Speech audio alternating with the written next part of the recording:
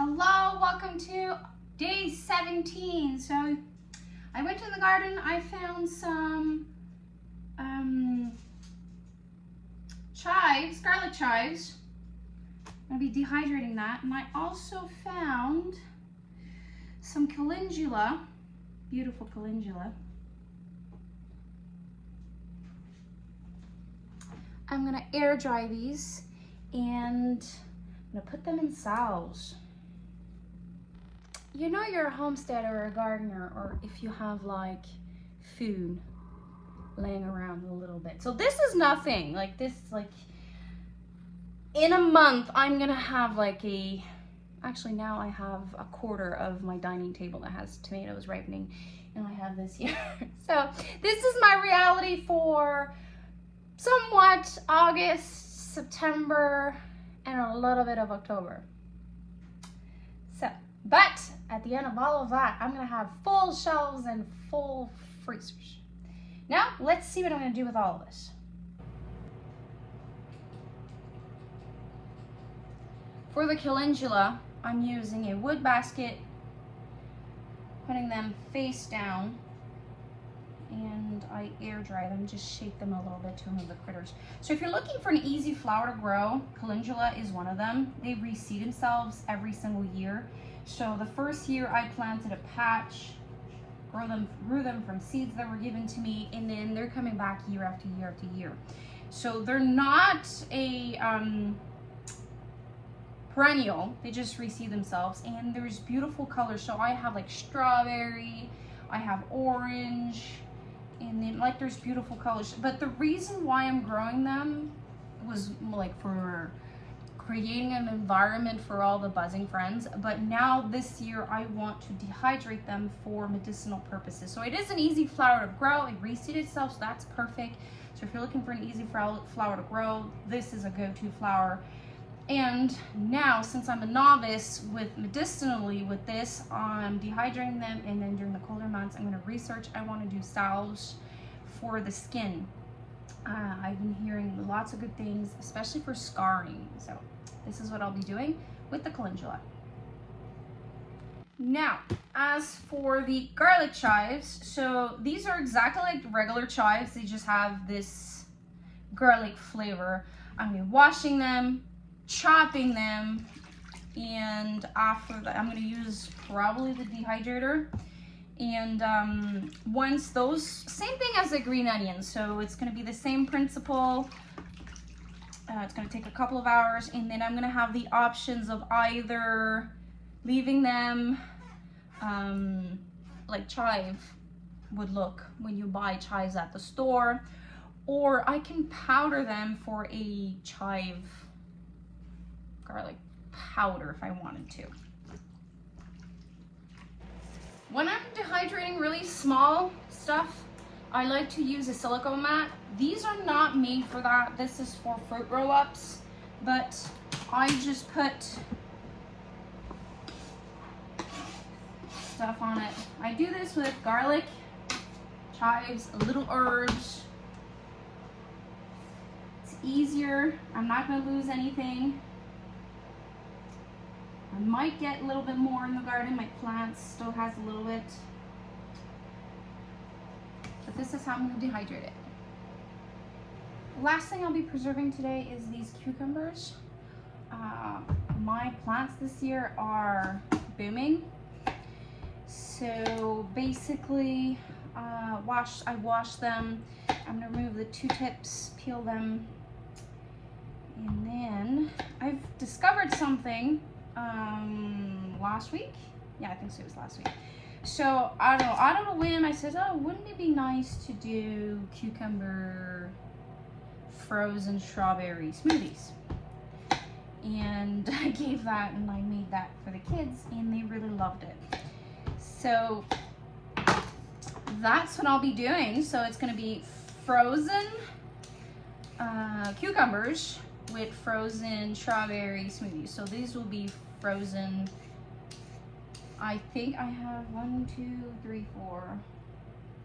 I think I'm gonna do divide it in 3, so I can do like 3 smoothies. let's see what this does.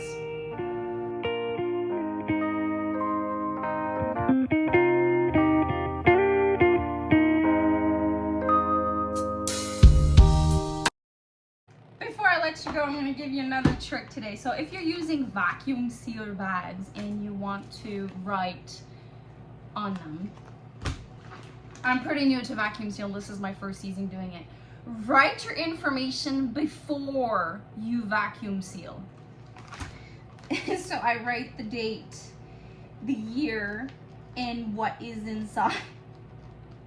So recap of today, I have 3 bags like this, my basket of calendula, and I'm gonna go for a second round of chives in the garden, garlic chive that is dehydrated, but that is for today. See you tomorrow.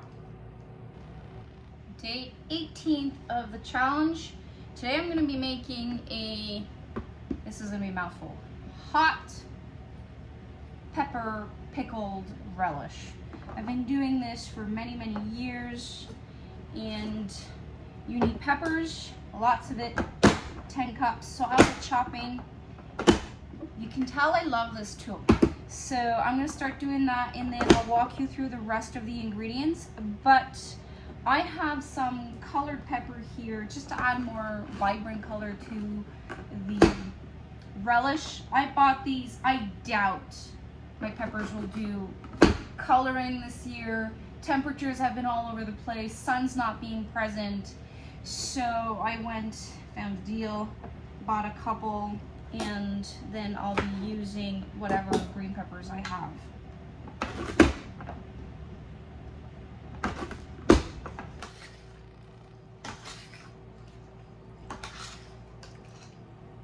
Chopping is done.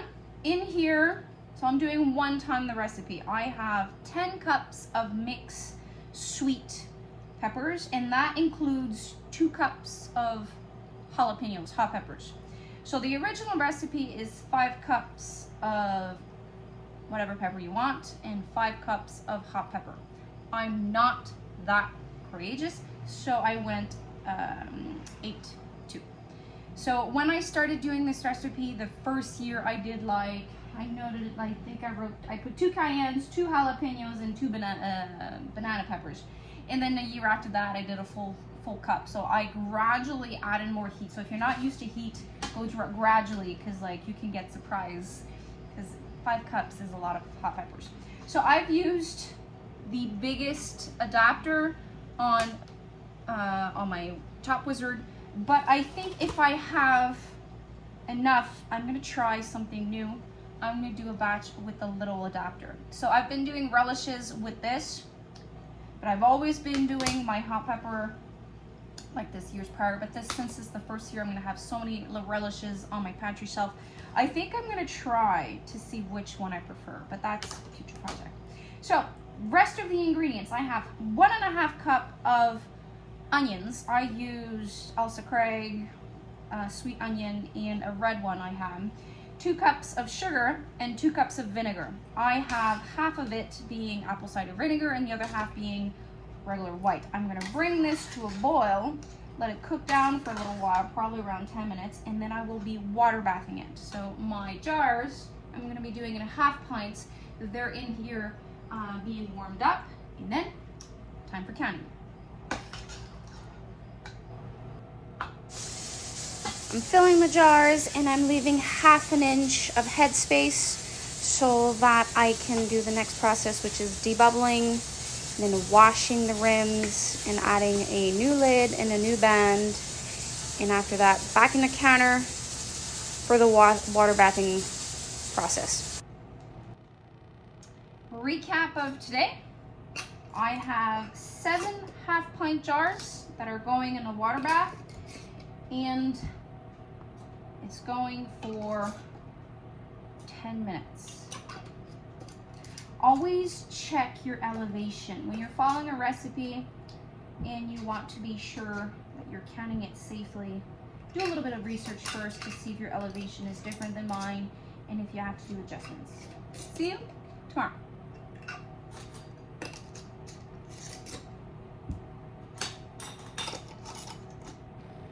So I'm prepping for tomorrow.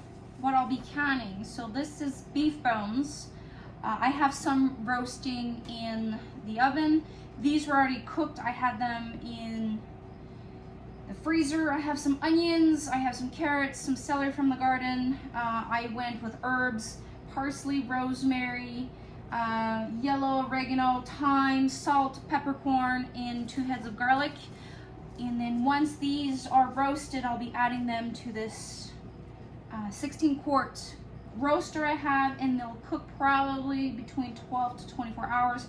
And then I will be doing a couple of things with this.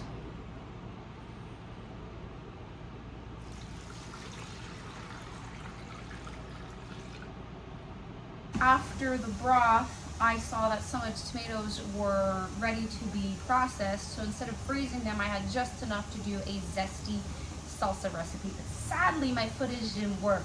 So zesty salsa is in my book. This is my Canyon Bible, page 207, and I do a kid's version, so there's no heat, absolutely no heat. So you need 10 cups of tomatoes, 5 cups of green peppers, and 5 cups of onions. And I'm so happy all the ingredients came from my garden, except I had a couple of green peppers that I had in the fridge. So this is it for today. See you tomorrow.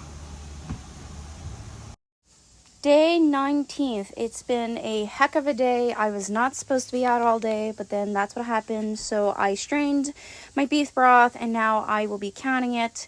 So I have 1 liter jars. I'm filling them to the 1-inch headspace mark, and after that I'll be pressure canning them. And for quarts, it's 25 minutes. After that, I collected some beans and I did beans. It's super late, but recap of today. I have 7 jars of green beans. I've canned green beans like on so many occasions with this challenge, but I didn't film it, but I preserved that. And I also have 7 jars of beef broth.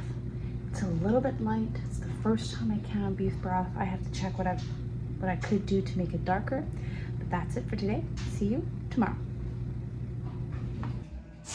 Day 20, Sunday. So here I'm chopping the equivalent of 1 cup of mushrooms. After that, I am slicing 2 cloves of garlic. So this recipe is in the New Ball book.